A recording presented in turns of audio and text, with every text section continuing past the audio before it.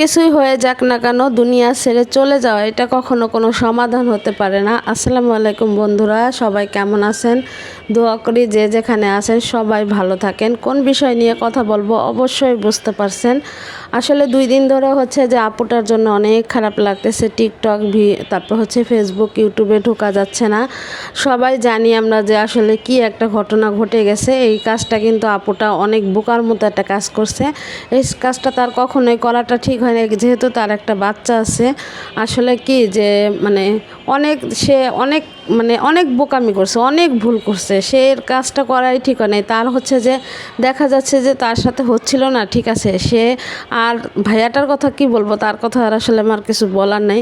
আসলে তার নাটক আমার এতটা দেখা হয় না, কারণ হচ্ছে যে নাটক তো এখন আমরা বিশেষ করে দেখি না। এই জন্য হচ্ছে যে তার নাটক এতটা দেখা হয় না। তারপরও হচ্ছে যে তাকে আমি চিনি, আর এই আপুটাকে তো চিনি না, যেহেতু তার বউ, সে তো কোনো অভিনয় করে না। তারপরেও হচ্ছে যে আপুটার এই কাজটা করা ঠিক হয় না, অনেক বোকামি হয়েছে। কারণ আপুটার যেহেতু একটা সন্তান আছে, তার কথাটা অন্ততপক্ষে ভাবা উচিত ছিল। কারণ এই ভাইয়াটার কিন্তু কিছুই হবে না, ঠিক আছে। তার কিছুই হবে না, তার রাস্তা আরও সে হচ্ছে ক্লিয়ার করে দিয়ে গেল। তার হচ্ছে যে এখন আরও সুবিধা হবে এইগুলা করতে, যেগুলা সে করে বেড়াচ্ছে। আর দেখেন, আমরা অনেক কিছুই আছে জীবনে নেওয়া যায় না, তারপর হচ্ছে মেনে নেওয়া যায় না, সেটা মেনে নিয়ে হচ্ছে যে জীবন চালাইতে হয়। এখন তো কিছু করার নাই। কেন চালাইতে হয় দেখেন, আমাদের যাদের বাবা মা আছে, যাদের সন্তান আছে, তাদের কথা ভাবতে হবে।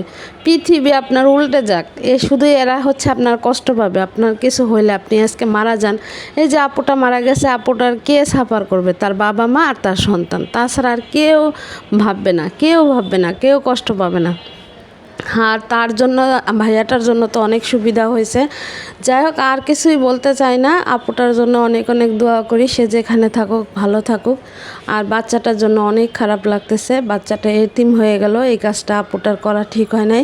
অন্যভাবে আপুর আসলে করা উচিত ছিল, তার সাথে হচ্ছিল না। না হলে সমস্যা কি, দূরে যায় অন্যভাবে জীবনযাপন করতে পারতো। আমার কথা কি আপুরা ভাইয়ারা কি একমত কিনা অবশ্যই জানাবেন।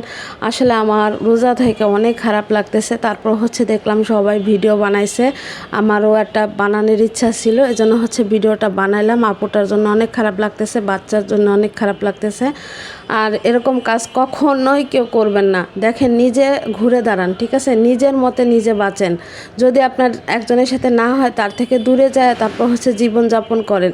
দুনিয়াটা অনেক সুন্দর, অনেক সুন্দর। কেন একজনের জন্য শুধু শুধু জীবনটা দিতে হবে আর জীবনটা নষ্ট করতে হবে?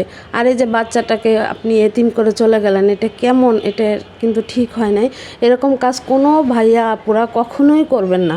আগে বাচ্চার কথা, আগে মা বাবার কথা চিন্তা করবেন, তারপর বাচ্চার কথা চিন্তা করবেন, তারপর নিজের কথা চিন্তা করবেন। এরকম কাজ কেউ কখনো করবেন না। সবাই ভালো থাকবেন। আল্লাহ হাফেজ।